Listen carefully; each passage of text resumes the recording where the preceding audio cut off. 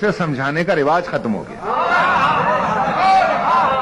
اب اس کا میں کیا علاج کروں؟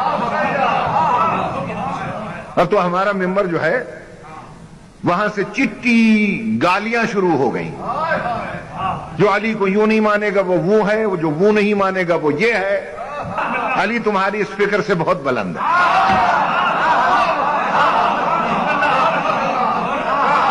علی تمہاری اس فکر سے بہت بلند ہے. ذرا عقل اور فکر سے کام لینے کی ضرورت ہے. ہمارے علماء نے لکھا ہے، مراجع نے لکھا ہے کہ جزو اذان نہیں ہے، جزو کلمہ نہیں ہے، لیکن اس کا مفہوم سمجھو. اس لیے کہ انہوں نے عالمانہ انداز میں لکھا ہے.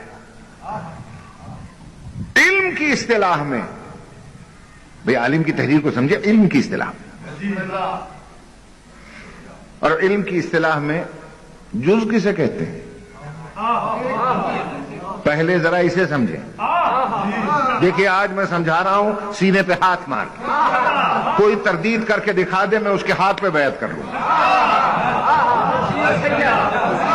دیکھیے جز کسے کہتے ہیں؟ جز کی تعریف یہ ہے کہ اگر کل سے الگ ہو جائے. کل باقی تو رہتا ہے مگر ناقص ہو جاتا ہے.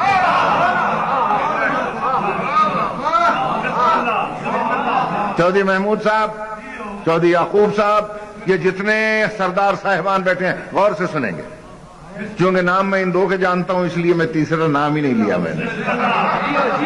آپ سب کے لیے میں عرض کر رہا ہوں، یہ تو دونوں آپ کے نمائندے بیٹھے ہیں نا، یہ سمجھیں، آپ بھی سمجھیں. جز کی تعریف یہ ہے کہ اگر کل سے الگ ہو جائے، کل باقی رہتا ہے مگر ناقص ہو جاتا ہے. جیسے میں مثال دیتا ہوں، جیسے یہ ہاتھ میرے بدن کا جز ہے، خدا نہ خواستہ ٹوٹ جائے، جسم سے الگ ہو جائے، کل باقی تو رہے گا، ناقص ہو جائے گا. بھائی سمجھے ہم؟ یہ آنکھ میرے بدن کا جز ہے، خدا نہ خواستہ خراب ہو جائے، نکل جائے، کل باقی تو رہے گا، ناقص ہو جائے گا. توجہ ہے نہیں؟ کان میرے بدن کا جز ہے، اگر یہ بہرا ہو جائے یا کٹ جائے، کل باقی تو رہے گا، ناقص ہو جائے گا. توجہ ہے صاحب؟ تو جز کی تعریف سمجھ میں آئی؟ جز اسے کہتے ہیں کہ اگر کل سے الگ ہو جائے، کل باقی رہتا ہے مگر ناقص ہو جاتا ہے. لیکن اسی بدن میں ایک اور شے بھی ہے، اسے روح کہتے ہیں. روح کہتے ہیں. اگر روح نکل جائے، نہ کل رہے گا نہ جز. روح اگر نکل جائے، نہ کل رہتا ہے نہ جز رہتا ہے. جو علماء یہ لکھتے ہیں کہ علی ولی اللہ جزو اذان نہیں ہے، جزو کلمہ نہیں ہے، جزو نماز نہیں ہے، ان کا کہنے کا مقصد یہ ہے کہ اگر ہم جز بنا دیں اور یہ نکل جائے، کل باقی تو رہے گا مگر ناقص ہو جائے گا. وہ کہتے ہیں یہ جزو اذان اور اقامت نہیں ہے، علی ولی اللہ روح اذان اور اقامت ہے. یہ نکل گیا، کلمہ مردہ ہو جائے گا، اقامت مردہ ہو جائے گی، نماز مردہ ہو جائے گی.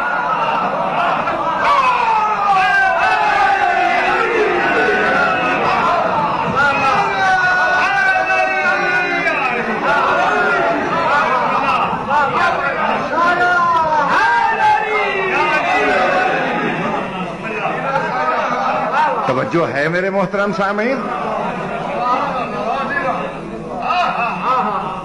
یاد رکھیے گا، حب علی مخ العبادہ. پھر فرمایا حب علی روح العبادہ. علی کی محبت ایمان کی روح ہے، علی کی محبت عبادت کی روح ہے. روح نہ نکلنے دو. توجہ ہے یا نہیں ہے؟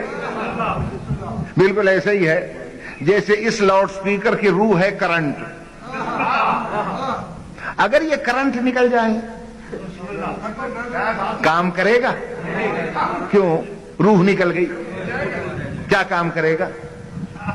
چودھری محمود صاحب نے مجھ سے کہا جناب آپ سے بڑا پیار ہے مجھے. میں کہا بڑی مہربانی. میں نے کہا ثبوت کیا ہے؟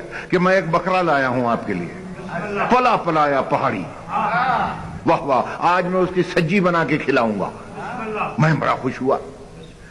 میں نے کہا کتنا گوشت ہوگا؟ کہنے کہ لگ بھگ کوئی 40 کلو کا ہے وہ. میں ملا آدمی تھا اور خوش ہو گیا.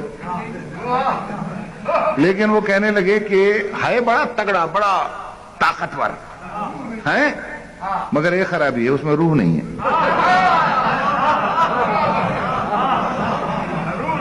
اس میں روح نہیں ہے۔ اب مجھے بتلا دیجیے، میں کھا لوں گا اسے؟ کوئی سنی عالم بیٹھا ہو تو وہ فتویٰ دے، جب روح ہی نہیں ہے کھا جاؤں اسے؟ کوئی شیعہ بیٹھا ہو فتویٰ دے، روح نہیں ہے، حلال ہے وہ؟ نہیں ہے۔ تو یاد رکھنا، جیسے بغیر کرنٹ کے سپیکر کسی کام کا نہیں ہے، اور بغیر روح کے بکرا حرام ہے، یاد رکھنا بغیر علی کی محبت کے عبادت حرام۔